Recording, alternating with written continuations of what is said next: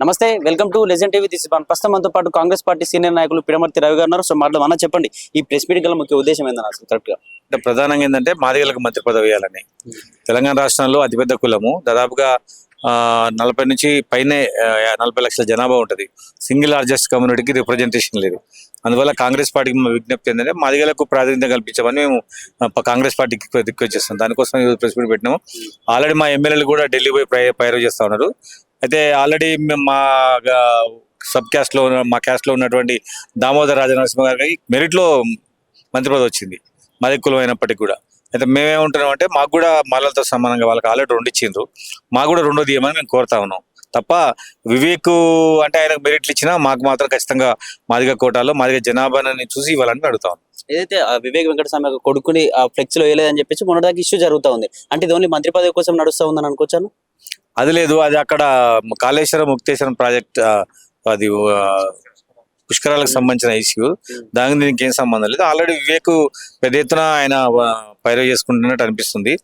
ఉన్న దాంట్లో ఆయన మెరుగ్గానే ఉన్నాడు. కానీ మేమేమంటున్నాం అంటే ఆల్రెడీ వివేక్ను ఆల్రెడీ భట్ విక్రమార్కకును ప్రసాద్కి ఇచ్చారు కాబట్టి మాదిగలకు ఇంకోటి అయితే సరిపోద్ది అని మేము అడుగుతా ఉన్నాం. మాదిగలకైతే ఈ మాదిగ కోటలు లేవని అడుగుతా ఉన్నాం. అది ఆయనది వేరే కోట, ఆయన జనరల్ కోట. దామోదర రాజ నరసింహ గారికి ఎట్లయితే జనరల్ మెరిట్ కోటాలు వచ్చిందో ఇప్పుడు వివేక్ గారికి ఇచ్చేది కూడా మెరిట్ లోనే వస్తుంది తప్ప మాల క్యాస్ట్ లో రాదు. కాబట్టి మాదిగ కోట ఇస్తే సరిపోద్ది. ఇక్కడ పెద్దపల్లిలో కూడా సామాజిక వర్గం ఎక్కువ మాదిగలది ఎక్కువగా ఉంటుంది. అంటే వాళ్ళకి ఇవ్వాలి, కానీ నిజంగా మరి వివేక్ ఇచ్చే పరిస్థితి ఏంటి? నెక్స్ట్ మాదిగలకు ఇవ్వకుండా వివేక్ ఇచ్చే మన పరిస్థితి ఏంటి?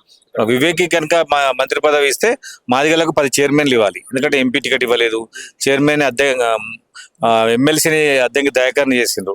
కాబట్టి మాదిగలకు 10 చైర్మన్లు ఇవ్వాలి, మంత్రి పదవి ఇవ్వాలి. వివేక్ ఇస్తే ఆయన జనరల్ కోటాల, ఎస్సీ కోటాలు రాడు నాకు తెలుసు. ఆయన జనరల్ కోటాలు వస్తాడు. ఆయన జనరల్ కోటాలు వస్తే వాళ్ళకి 3 అయితే కాబట్టి మాకు మాదిగలకు మంత్రి పదవి ఇచ్చి 10 చైర్మన్ మాదిగలకు ఇస్తే ఓకే.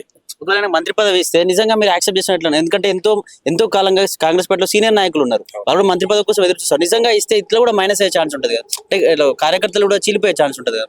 ప్రధానంగా ఏంటంటే ఇప్పుడు కాంగ్రెస్ పార్టీలో మాల మినిస్టర్ లేడు, మాదిగ మినిస్టర్ లేడు, అన్ని సబ్ క్యాస్ట్ వాళ్ళు ఉన్నారు. ఇది కాంగ్రెస్ పార్టీకి నష్టం. కాబట్టి కాంగ్రెస్ పార్టీని బతికించుకోవాలి. కాబట్టి మా రిక్వెస్ట్ ఏంటంటే మాదిగకు మాలకి ఇవ్వమంటున్నాం, అది నా రిక్వెస్ట్.